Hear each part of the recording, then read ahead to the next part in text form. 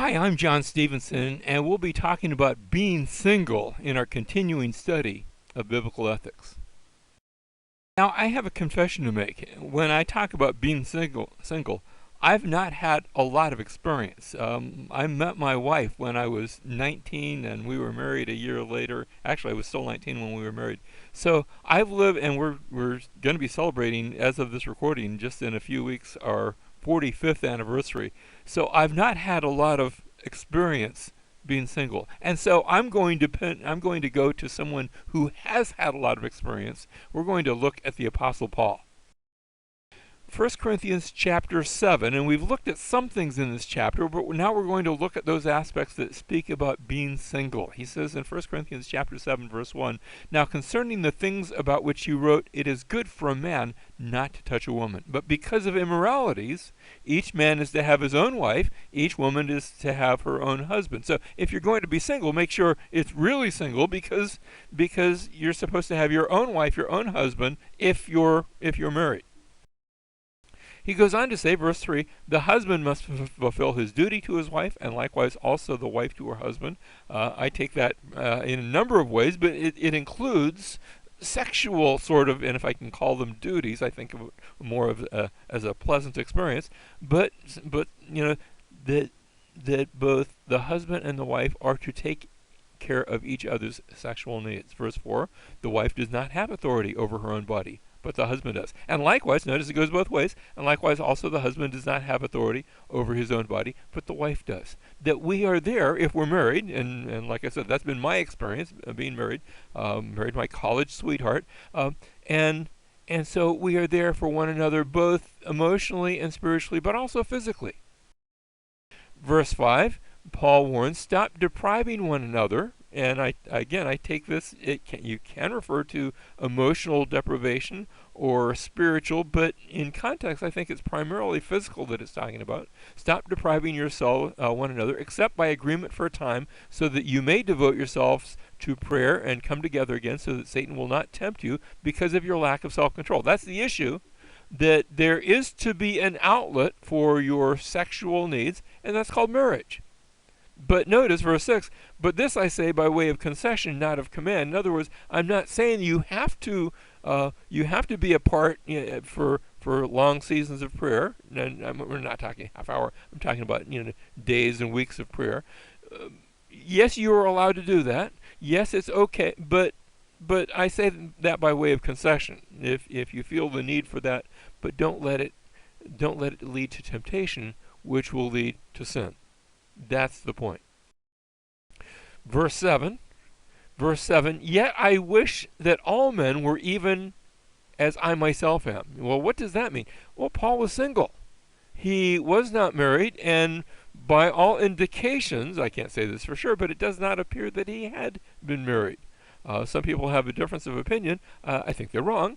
There's no evidence that Paul had ever been married, and he certainly doesn't give any sort of evidence that this had been anything other than that. He says, "I wish all men were even as myself am. However, each man has his own gift from God, one in this manner, one in that.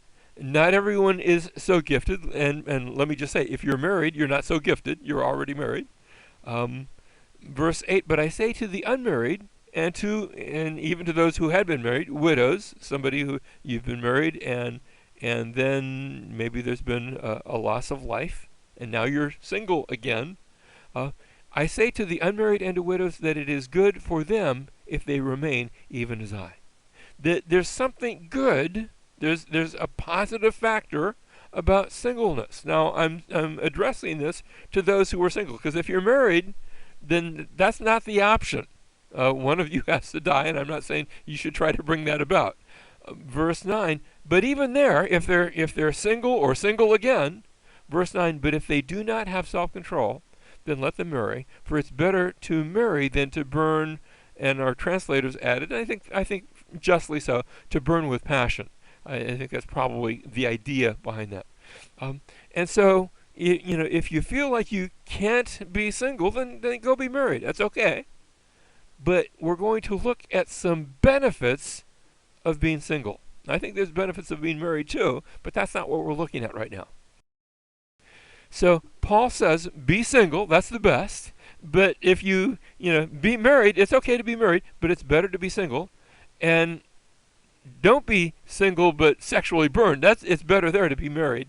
But if you can, the best, at least in this context, is to be single. Now, not everyone can do that, and that's all right. Why, though? Why is it better to be single? And Paul's going to give us several reasons. First of all, your options are open. You see, if you're single, you can always change your mind and go get married. That's okay. If you're married, you can't change your mind. You're told, if you're married, be married to that person with whom you are married. Till death do you part. One of you has to die, and we talked last time about divorce. And there are times when divorce isn't good, but it's still necessary. But that doesn't mean that remarriage is necessary. And when you're single, your options are open. And so if you're single, then be single, enjoy your singleness. But if you marry, that's okay. But another advantage of being single is that you can focus upon serving the Lord without any distraction. I've got a close friend. We've been friends for 40 plus years. And when he first came to know the Lord, he was single, and he's been single all his life, and he's never married. He pondered it one time. It wasn't that he was desperately in love, but he was saying, gee, I wonder if I ought to pursue this idea of getting married and dating someone. And that's not the way he wasn't really tempted toward that. And he found that he was able to be of much greater service to the Lord. Didn't have to, worry about, taking his spouse's feelings into account for something. He could drop and actually I watched him sort of drop everything one time and go for a year traveling with a very well-known missionary all around the world, and they did all sorts of work. And when you were married, you can't just drop your wife off and go do those sorts of things. And it has given him some wonderful ministry opportunities. Paul was like that. He just dropped at the drop of a hat. Suddenly he's going on missionary journeys. And that's not to say that you can't be a missionary and being married, but there's a greater liberty, a much less distraction when you are single. 1 Corinthians chapter 7, verse 25.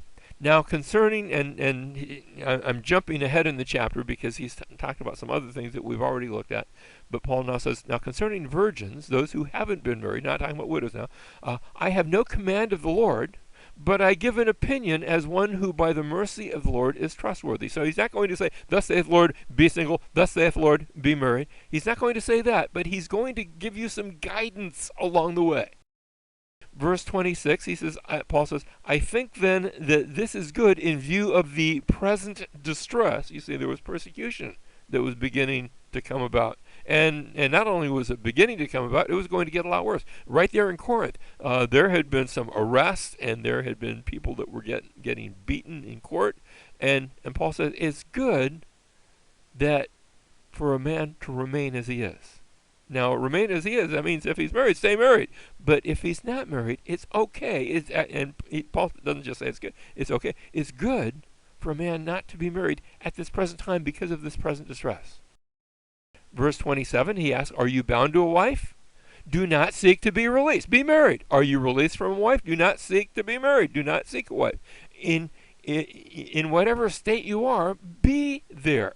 At least be slow to move out of that. Verse 28, but if you do marry, you've not sinned, that's okay. And if a virgin marries, she's not sinned, yet such will have trouble in this life, and I'm trying to spare you. Trouble in this life because of the persecution that was going on, trouble because of other distractions. And let me just say, those who have never gotten married have never had marital problems. and marital problems are a reality. People oftentimes get married, and then there are problems with that. Now, that's not saying it can be that it's necessarily insurmountable, but he's just letting you know there are problems in marriage. Verse 29, but this I say, brethren, the time has been shortened, so that from Now on, those who have wives should be as though they had none, and those who weep as though they did not weep, and those who rejoice as though they did not rejoice, and those who buy as though they did not possess, and those who use the world as though they did not make full use of it. For the form of this world is passing away. This life is temporary. And you hear that and you say, well, gee, if that's the case, I want to hurry up and get married. Well, no, Paul's saying, no, this life is temporary. Make the most of it. And for some people, that might involve not getting married. Now, if you're married, then okay. But you know what? You know what? There's bigger things in life. And marriage is a big thing. It's a very important thing. But there are bigger things in this world. And this world, Paul says, is changing. Verse 32, but I want you to be free from concern. One who's unmarried is concerned about the things of the Lord, how he may please the Lord, and there's no distraction to that. Verse 33, he goes on to say, but one who is married is concerned about the things of the world, how he may please his wife. Because when you're married, it's not just what you want, it's not just what you and God wants, it's also what your spouse wants. You're connected, verse 34, and his interests are divided. The woman who's unmarried, the virgin, is concerned about the things of the Lord. That's assuming she's a Christian, that she may be holy both in body and spirit. But one who's married is concerned about the things of the world and how she may please her husband. Rightfully so. And so there is a division of attention, and that takes place. It's a reality to those who are married. Verse 35, Paul says, this I say for your own benefit, not to put a restraint upon you. If you want to get married, I'm not saying this to not get married, but to promote what is appropriate and to secure undistracted devotion to the Lord. Oh, how we could be if we were undistracted in our devotion to the Lord. And we live in a day and an age where there's all sorts of distractions. But one of those distractions, I'm not saying it's a bad distraction, but it is a distraction, and that's being married. It is a distraction. Verse 36, but if any man thinks that he is acting unbecomingly toward his virgin daughter, if she's past her youth, and if it must be so, let him do what he wishes. He doesn't sin, let her marry. It's okay to do that. Now, this is speaking of fathers of girls. Verse 37, but he who stands firm in his heart, being under no constraint, but has authority over his own will, and has decided this in his own heart to keep his own virgin daughter, he will do well. Notice it was dads that had control. Now, you say, do we live in that kind of world today? Well, maybe not. But it was dads in that day that had control over whether their children were married or not married. Verse 38, so then both he who gives his own virgin daughter in marriage does well, and he who does not give her in marriage will do better. There's a good and there's a better, because again, if you don't get married, there's no marital problems, there's no distraction. You can serve the Lord with all your heart. Verse 39 then, verses 39 and 40 are summary statements. Verse 39, a wife is bound as long as her husband lives, but if her husband is dead, she's free to be married to whom she wishes. Now remember, only in the Lord. So that death breaks the bond of marriage, and it's okay to get remarried. Verse 40, but even here, there's a note, but in my opinion, she's happier if she remains as she is. And I think that I also have the Spirit of God. That remarriage, when there's been a death, and now you're free, but remarriage can have its own problems. After all, you're used to that one person that died, and that other person isn't going to be the same person that died. And it's all those same problems over again, except that now you're used to something, and what you enter into now can be hazardous. There have been situations, I know of situations where someone was married, happily married, and then a spouse died, and they went out and got remarried, and it was a train wreck. Because you can't repeat that. You have two different individuals, and you can't repeat, and you can't go into that expecting it was going to be like it was formerly.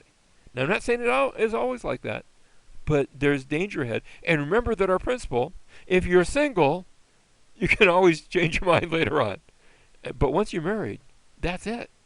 That's it. So look before you leap.